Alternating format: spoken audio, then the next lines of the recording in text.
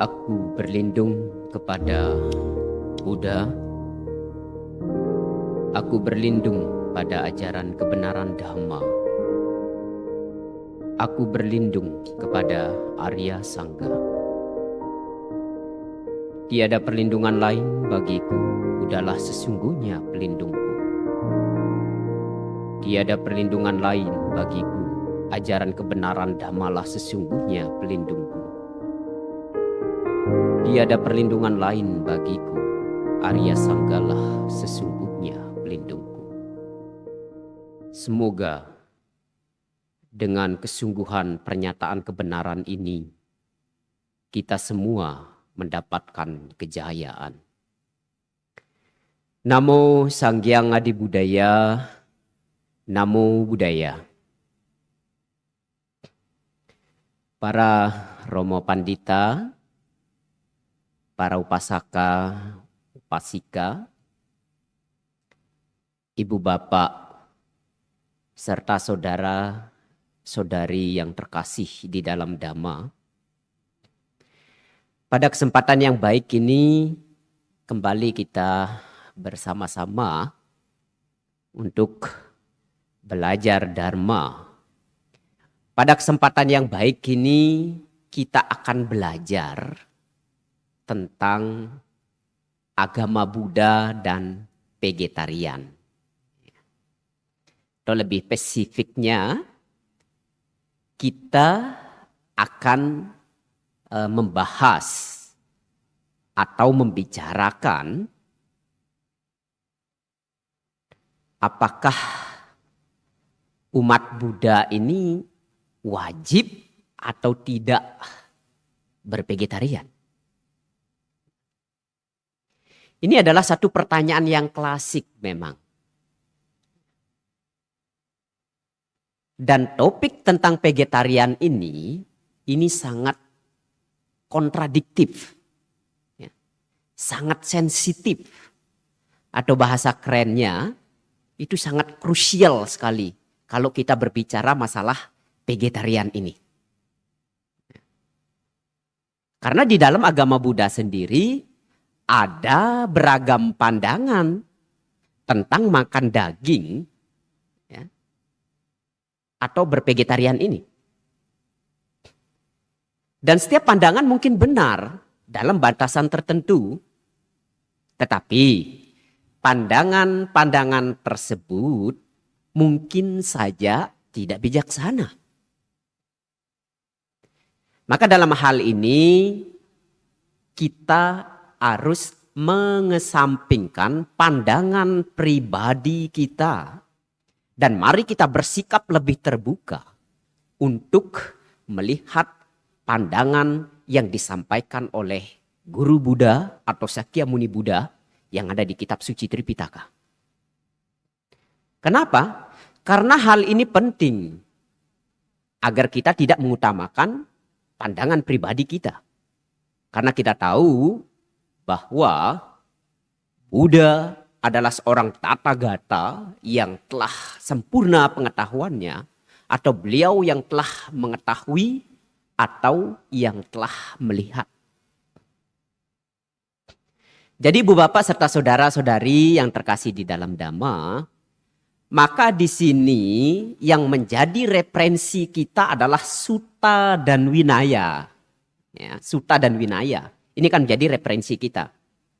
Nah, di dalam Anguttara Nikaya 4 Sair 180, di situ juga Sang Buddha ya berkata bahwa jika biku tertentu mengatakan sesuatu yang diklaim sebagai sabda Buddha, maka perkataan tersebut haruslah dibandingkan dengan Sutta dan Vinaya atau disiplin kebikuan. Nah, jika perkataan tersebut sesuai dengan Sutta dan Vinaya, maka kita dapat menerimanya sebagai ajaran Sang Buddha. Dan ini menjadi acuan kita pada saat sekarang ini ketika kita berbicara tentang apakah umat Buddha ini wajib vegetarian atau tidak. Maka Sutta dan Winaya akan menjadi acuan kita. Walaupun berbagai mazhab Buddhis mempunyai penafsiran yang berbeda tentang ajaran Sang Buddha. Namun umumnya semua tujuan umat Buddha ya, atau di dalam Nikaya, kumpulan Digha Nikaya, Majjhima Nikaya, Samyutta Nikaya, dan Anguttara Nikaya, dan berapa buku lain dari Khuddaka Nikaya, itu adalah khotbah-khotbah yang otentik yang bisa kita jadikan sebagai referensi. Ya. Yang bisa kita jadikan sebagai referensi. Ibu bapak serta saudara-saudari yang terkasih di dalam Dhamma, berbicara masalah vegetarian ini seperti yang saya katakan di awal tadi, itu adalah satu hal yang krusial, yang sangat sensitif sekali. Ya. Ini memang pertanyaan yang klasik. Tapi masih banyak umat Buddha yang belum menemukan jawaban atas pertanyaan ini. Maka pada kesempatan yang baik ini, kita akan belajar tentang berbicara tentang vegetarian ini. Untuk ibu bapak ketahui, menjadi vegetarian berarti berupaya untuk tidak makan daging. Iya betul. Seperti yang kita tahu bahwa sebagian besar daging yang dikonsumsi manusia itu berasal dari pembunuhan makhluk hidup. Membunuh makhluk hidup merupakan pelanggaran sila yang termasuk dalam 10 karma buruk atau dasa akusala kama yang harus kita hindari. Nah, ketika kita memerintahkan ya, atau ketika Anda memerintahkan seseorang untuk membunuh binatang, untuk dibunuh dan dimakan, itu juga bisa dibilang Anda telah melakukan karma membunuh. Karena kita sudah menyuruh orang itu langsung untuk melakukannya. Nah, sekarang yang menjadi pertanyaan, bagaimana kalau kita atau Anda hanya memakan dagingnya? Nah, berdasarkan sutta ataupun sutra di dalam riwayat hidup Buddha Gautama, Sang Buddha sendiri mengizinkan kepada para pengikutnya, ya, kepada para pengikutnya untuk memakan daging asalkan mereka tidak melihat, tidak mendengar, dan tidak berprasangka bahwa pembunuhan makhluk tersebut semata-mata untuk dirinya. Atau khusus dipersembahkan untuk dirinya. Ini berkaitan dengan pertanyaan jiwaka kepada Buddha. Ya. Dan Buddha memberikan boleh memakan daging asal memenuhi 3 syarat tadi. Tidak melihat ketika melakukan pembunuhan. Tidak mendengar jeritan makhluk yang dibunuh. Dan tidak berprasangka bahwa binatang atau daging yang dipersembahkan tersebut semata-mata untuk dipersembahkan atau disembelih untuk dirinya pribadi. Yaitu di dalam Majjhima Nikaya Sair 55. Jadi Sang Buddha sendiri tidak mempermasalahkan makan daging atau tidak. Karena bagi beliau yang paling penting adalah melatih batin kita, melatih pikiran kita ini. Ya. Tentunya juga Sang Buddha juga memikirkan aspek psikologis dari masyarakat pada saat itu. Karena tidak semua tempat memiliki free trade atau tempat untuk bisa mengkonsumsi hasil pertanian. Karena banyak daerah yang tanahnya tidak bisa dipakai untuk bercocok tanam. Sehingga tergantung pada hasil buruan, ya, hasil ternak untuk menyambung hidup mereka. Jadi tidak mungkin bagi mereka untuk tidak memakan daging. Di sisi lain, terutama di komunitas Buddhis tradisi Mahayana, vegetarian ini merupakan praktik cinta kasih dan welas asih yang harus diperjuangkan.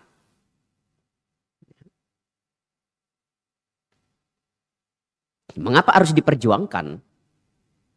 Untuk bervegetarian, ya, argumen untuk bervegetarian ini karena dengan orang bervegetarian itu akan mengurangi konsumsi daging, lebih sedikit makhluk yang menderita dibunuh dan melakukan karma buruk pembunuhan, itu akan terjadi lebih sedikit.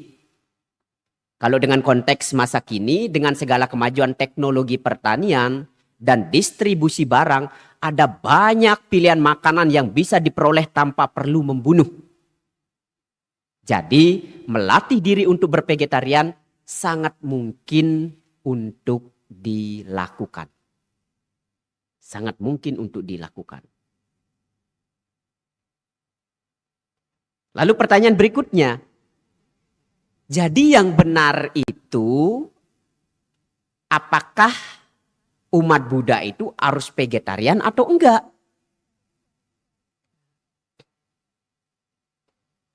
Buddha itu bukanlah polisi moral yang membuat sejumlah aturan dan akan menghukum kita jika kita melanggarnya. Tidak. Buddha tentu menganjurkan kita untuk mempelajari dan merenungkan segala aspek dari praktik vegetarian itu sendiri. Apa manfaatnya? Apa kerugiannya? Bagaimana cara melakukannya? Dan sebagainya. Nah, setelah melakukan analisis yang menyeluruh, barulah kita memutuskan mau bervegetarian atau tidak. Kembali ke pribadi masing-masing.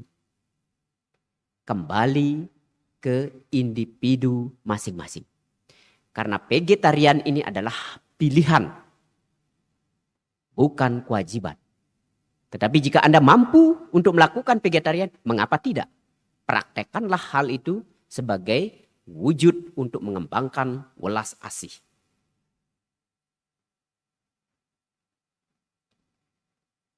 Ada berapa hal yang perlu yang menjadi poin untuk bisa kita pertimbangkan sehingga kita nanti atau Anda bisa mempraktekkan vegetarian ini. Atau melatih untuk tidak makan daging. Yang pertama, kita harus mengenali winaya masing-masing atau aturan masing-masing dari berbagai tradisi yang ada di umat Buddha itu sendiri.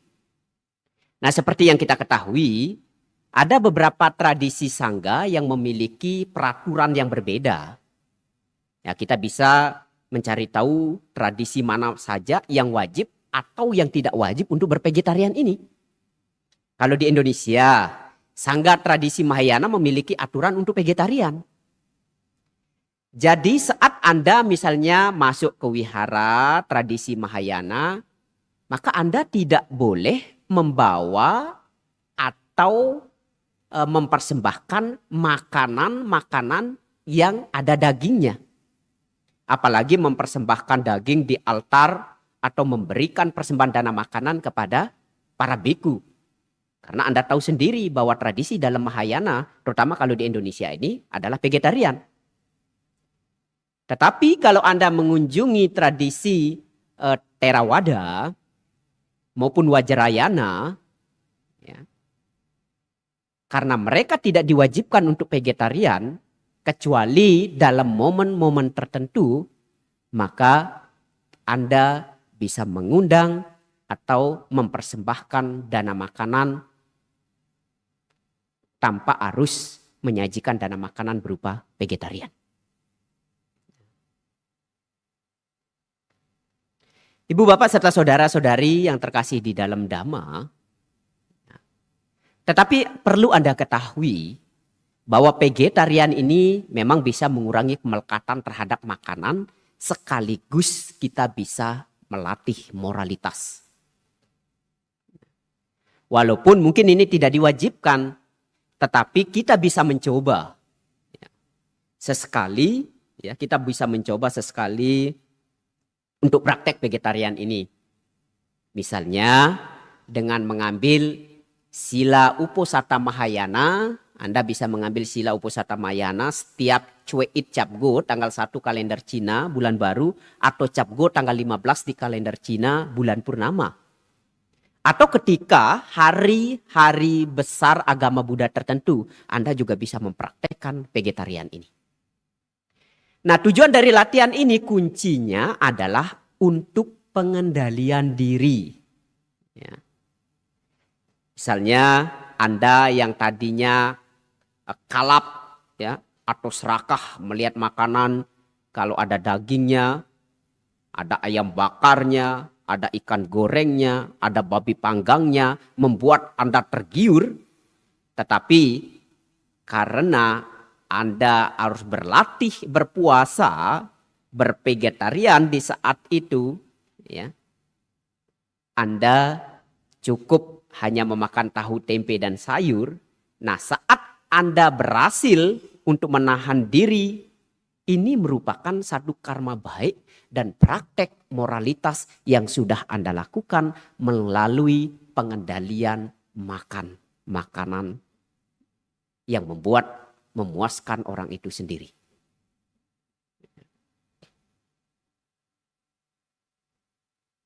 Jadi Ibu Bapak serta saudara-saudari yang terkasih di dalam Dhamma, maka perlu sekali motivasi yang harus dimunculkan di dalam vegetarian itu apa? Ya. Motivasinya apa? Kalau misalnya ibu bapak atau saudara-saudari memutuskan untuk latihan vegetarian, pastikan saudara melakukannya dengan motivasi yang bajik dan bisa merenungkan hal seperti ini. Apa yang harus kita renungkan ketika kita mempraktekkan vegetarian? Atau ketika Anda mempraktekkan vegetarian atau tidak makan daging? Maka kita harus merenungkan, semoga dengan praktek vegetarian yang saya lakukan ini, makhluk yang menderita karena dibunuh bisa berkurang. Pembunuhan yang dilakukan orang lain juga bisa berkurang. Dan semoga aku juga lebih bisa mengendalikan diri dan mengurangi kemelekatan terhadap makanan. Nah, pikirkan penderitaan ketika binatang lain disembelih, atau sapi disembelih, babi dipotong. Nah, ketika Anda merenungkan hal ini akan membangkitkan welas kasih di dalam batin atau pikiran Anda ketika Anda berpraktek untuk menjadi atau memutuskan diri untuk praktek vegetarian. Dengan merenungkan hal ini, tentu welas asih, kasih sayang yang ada di dalam batin Anda ini akan bangkit, akan memberikan rasa welas asih yang luar biasa di dalam batin Anda, sehingga memang benar-benar motivasi Anda di dalam bervegetarian itu adalah untuk mengembangkan perasaan welas asih atau cinta kasih di dalam batin Anda. Dan ada juga poin yang perlu Anda renungkan. Ketika kita ya, sebagai orang yang melakukan vegetarian atau tidak, maka kita perlu memahami orang-orang yang tidak bervegetarian. Ya. Ketika Anda sebagai seorang vegetarian, Anda perlu memahami orang-orang yang tidak bervegetarian tanpa menghakimi atau memaksa dan bebas dari kesombongan. Tanpa kita harus menghakimi dan memaksa mereka, serta kita harus bebas dari kesombongan. Kita perlu mengingat bahwa setiap makhluk punya bawaan karma yang berbeda-beda. Misalnya, ada yang profesi harus menjadi tukang jagal. Ada juga orang yang tidak bisa lepas dari makan daging. Karena setiap orang punya situasi dan kondisi masing-masing. Dan kita tidak berhak untuk menghakimi mereka yang tidak bervegetarian. Ini yang perlu kita renungkan. Kalau kita sebagai seorang vegetarian. Jangan sampai kita merasa lebih tinggi atau lebih banyak karma baik dibanding orang lain karena tidak vegetarian. Ya. Jangan sampai kita merasa paling baik atau lebih tinggi karena kita seorang vegetarian. Jangan. Dan perlu diingat bahwa inti dari mempraktekkan ajaran Sang Buddha adalah membersihkan batin atau pikiran. Saat Anda sombong, kekotoran batin ini akan muncul dan akan semakin kuat dan semakin mengikat. Tidak perlu juga kita harus menggebu-gebu memaksa orang lain untuk bervegetarian, karena setiap orang punya cara pandang dan cara praktek yang berbeda. Ya, cara praktek yang berbeda. Jadi kita tidak bisa memaksakan orang lain, ya, memaksakan orang lain untuk ikut dengan apa yang kita lakukan. Karena ketika kita memaksakan orang lain untuk ikut apa yang kita lakukan, disitulah kesombongan kita akan muncul dan kita menganggap bahwa orang lain itu adalah tidak lebih baik dari kita. Dan ini adalah satu pandangan juga yang keliru. Bahkan juga di dalam Sutta Nipata, sair 246 sampai 247, Buddha juga mengatakan, berperilaku kasar, kejam, mengkhianati, menyakiti orang lain, tidak berbelas kasih, tinggi hati, dan serakah, inilah yang membuat seseorang terkotori, bukan karena makan daging. Berperilaku tidak bermoral, tidak membayar hutang, menipu di dalam bisnis, memecah belah orang-orang, inilah yang membuat seseorang terkotori, bukan karena makan daging. Lalu pertanyaannya, apakah dengan vegetarian ini membuat kita menjadi suci atau tidak? Makanan tidak membuat kita menjadi suci atau tidak suci. Tetapi yang membuat kita menjadi suci tidak suci dan perilaku kita menjadi baik tidak baik adalah pikiran, ucapan, dan tindakan kita. Bukan makanan yang kita konsumsi. Bukan karena makanan yang kita konsumsi. Bahkan kalau kita mau jujur, setiap Anda atau kita memakan daging, sebenarnya secara tidak langsung kita sudah ikut bertanggung jawab atas kematian satu makhluk. Dan ini bisa dikatakan melanggar sila pertama. Kenapa? Karena apa yang kita santap di depan kita, sayuran-sayuran hijau yang bagus yang kita makan di hadapan kita, itu para petani untuk menghasilkan hasil panen yang bagus, hasil panen yang baik, maka para petani itu harus menyemprotkan racun untuk membunuh serangga-serangga agar bisa menghasilkan panen yang bagus. Sehingga sampai di depan kita sebagai hidangan menu makanan kita. Dan ini secara tidak langsung kita sudah ikut terlibat dalam melakukan pembunuhan tersebut. Tetapi di sini intinya bagaimana kita tidak melakukan pembunuhan itu secara langsung. Bukan kita yang menyuruh, bukan kita yang melakukan pembunuhan.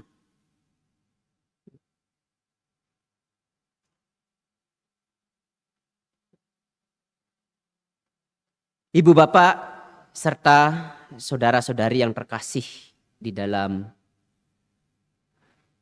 ajaran Buddha, bervegetarian atau tidak bervegetarian, kembali lagi saya tekankan, itu kembali ke pribadi masing-masing. Karena itu adalah pilihan, bukan kewajiban.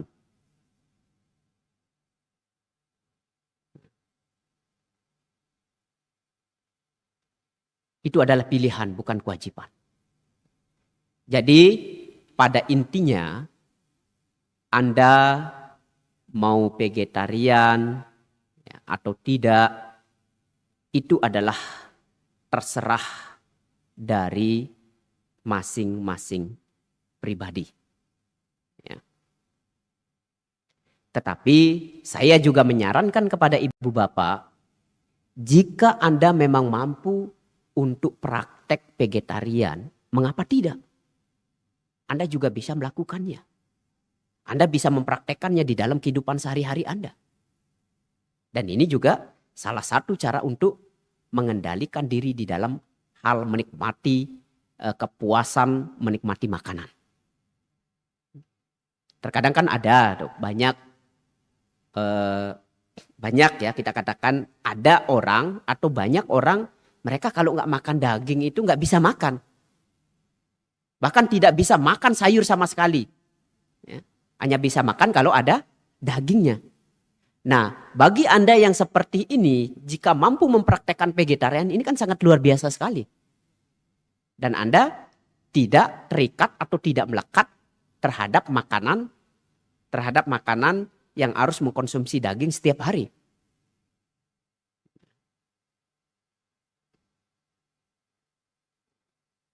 Dan ini juga satu praktek latihan untuk mengendalikan diri di dalam hal makan.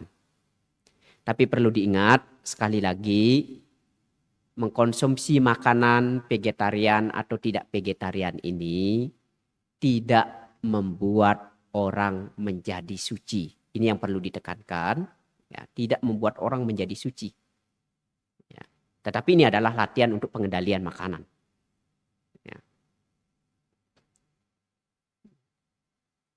Karena kalau melalui menu makanan ini membuat orang menjadi suci, maka begitu mudah, begitu gampangnya praktek bisa membuat orang menjadi suci. Cukup dengan vegetarian, orang menjadi suci. Tapi tidak seperti itu. Dan kembali lagi saya tekankan, ketika kita menjadi seorang vegetarian atau menjadi seorang sayuranis, janganlah menjadi sombong.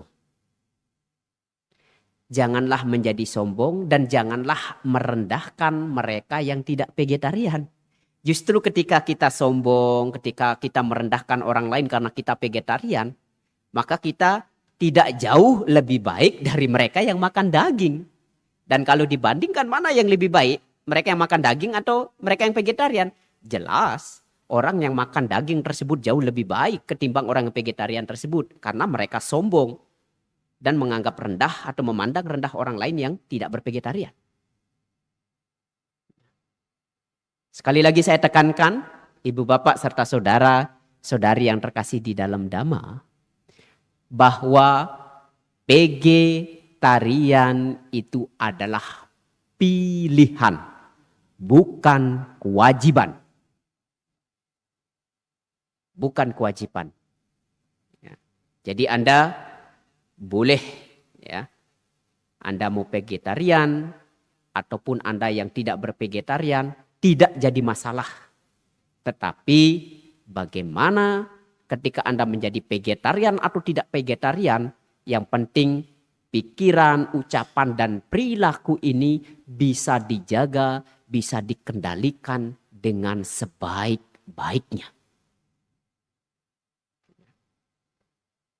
Alangkah lebih bijaknya, alangkah lebih baik lagi ketika Anda sudah mampu bervegetarian, kemudian dibarengi dengan pemikiran, ucapan, dan perilaku yang baik, yang bijak, itu sangat luar biasa sekali. Ya. Dan menjadi tidak luar biasa ketika kita mampu bervegetarian, tetapi kita tidak mampu untuk mengendalikan pikiran, ucapan, dan tindakan kita, maka lebih bermanfaat, lebih baik orang yang tidak bervegetarian tapi mampu mengendalikan pikiran, ucapan, dan perbuatannya. Sekali lagi saya tekankan kepada ibu bapak serta para umat Buddha dimanapun Anda berada, vegetarian bukanlah kewajiban, tetapi vegetarian adalah pilihan. Nah, semoga apa yang kita pelajari pada kesempatan yang baik ini bisa menambah pengetahuan kita, bisa menambah wawasan kita di dalam pengetahuan Buddha Dharma tentang vegetarian ini. Dan semoga semua makhluk dimanapun mereka berada senantiasa selalu berbahagia. Sabe sata bawantu sukitata. Semoga semua makhluk hidup berbahagia. Sadu, sadu, sadu. Namo Sanghyang Adi Budaya. Namo Buddhaya.